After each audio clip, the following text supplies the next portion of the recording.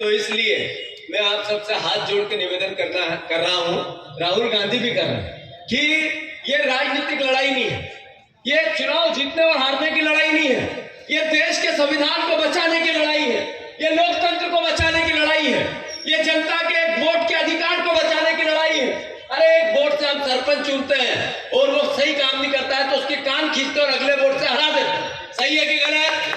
अगर वोट की चोरी करके सरपंच बनेगा तो वो भ्रष्टाचार करेगा और किसी जनता को पूछेगा क्या? ऐसे ही सांसद, ऐसे ही विधायक, ऐसे ही पार्षद है। अगर इसी तरीके से चलता रहा तो एक दिन तो यहाँ तानाशाही आ जाएगी। तो कांग्रेस जिसने देश आजाद कराया हमारे पूर्वजों ने, क्या हमें दायित्व नहीं है कि हम लोकतंत्र बचाएं? है या नहीं है? राहुल गांधी यही काम कर रहे हैं, हमारी ड्यूटी है उनका साथ देना। राहुल गांधी यही लड़ाई लड़ रहे हैं। अभी कोई चुनाव नहीं है, न देश में है न प्रदेश में है, फिर भी हम वोट चोरी के आंदोलन में क्यों अपने आप को झोंक दिया?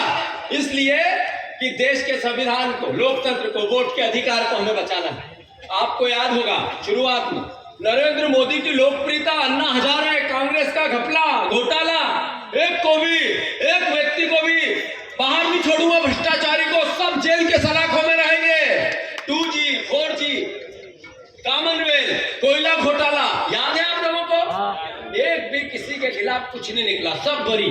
एक भी अपराधी नरेंद्र मोदी नहीं पकड़ता। अन्ना हजारे किस गुफा में है ढूंढो तो नहीं मिलता। उनने जिस तरीके से देश को बदनाम किया, उसी दौर में नरेंद्र मोदी को, भारतीय जनता पार्टी को 250 करोड़ रुपए अमेरिका ने दिए। मतलब विश्व स्तर पर देश के संविधान पर हमला हुआ, दुनिया ने भारत के लोकतंत्र पर हमला किया और भारतीय जनता पार्टी ने उसमें सहयोग किया।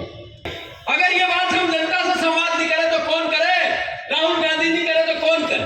तो इसलिए वोट चोर